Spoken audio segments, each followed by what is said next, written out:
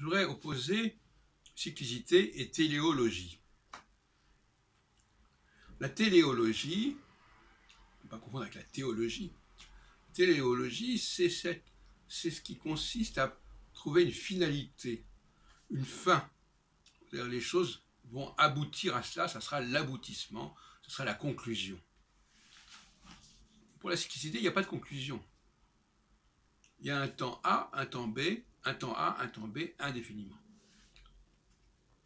Par exemple, si on prend la question des rapports entre Israël et son Dieu, ou Israël et sa terre, eh bien, ça ne finit jamais. Il y a le rassemblement, et puis il y a la dispersion. Le plaisir de se réconcilier ne fait sens que si on s'est fâché. Ou en tout cas, le plaisir de se revoir ne fait sens que si on s'est séparé. À partir du moment où on considère que telle position est terminale, est finale, est définitive, eh bien on n'entre pas dans cette logique de l'alternance. Le chef, par exemple, il est chef une fois pour toutes. Alors que, selon moi, à différentes reprises, il doit montrer qu'il est le chef. C'est-à-dire qu'il doit montrer qu'il a toujours cette capacité de rassembler. Ça ne s'est pas, comment dirais-je, cristallisé une fois pour toutes. La téléologie, la finalité, c'est quelque part une forme de cristallisation.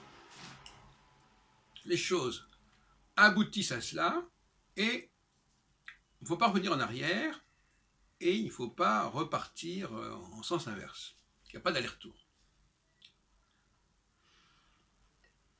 Alors, moi, vous l'aurez compris, moi je ne suis pas pour l'idée que les choses prennent une forme définitive. Et quand je dis définitive, ça veut dire qu'il n'y aura plus rien après qui ira en sens inverse.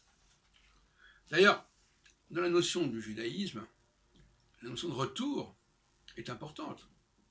Or, on ne peut pas retourner quelque part si on n'en est pas parti préalablement. La problématique du retour suppose une dispersion. La problématique du rassemblement suppose qu'à un moment donné, il y avait une diaspora. On ne va pas sortir de là. Ce qui fait problème, ce n'est pas le fait de retourner quelque part, c'est à partir de quel moment il faudra repartir, se reséparer,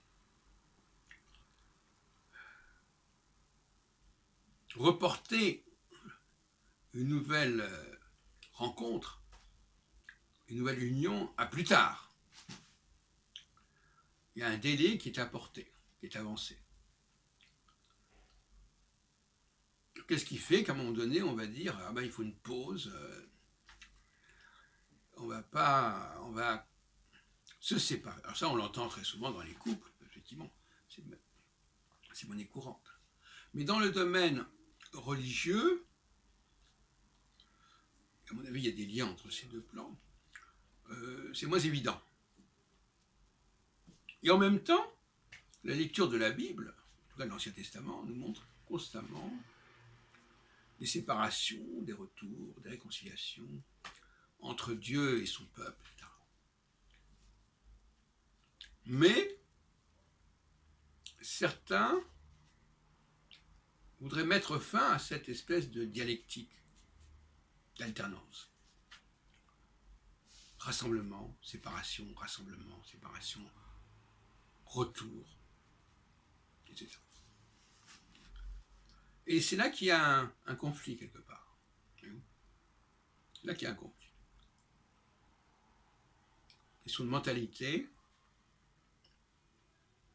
On le voit bien d'ailleurs sur le plan politique aussi. Les gens qui sont, une fois qu'ils sont arrivés au pouvoir, il n'y a plus question de les déloger.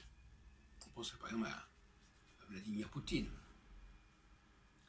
L'idée qu'il puisse... enfin bon, il y a eu cette espèce d'alternance entre son Premier ministre et lui, etc. Bon, bref, si on veut. Mais globalement, dans le cas de Gaulle, c'est différent. Parce que dans le cas de Gaulle, il y a eu une période, 40, 44, 46. Et puis après, il y a eu une pause, et après, il y a eu un retour.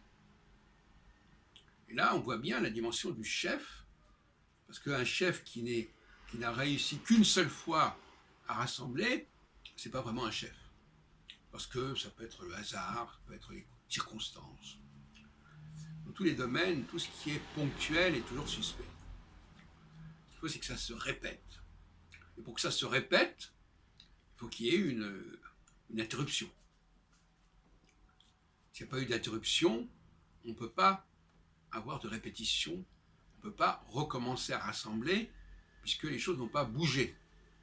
Donc les choses aient bougé pour qu'on puisse à nouveau intervenir et démontrer ce qu'on est capable de faire.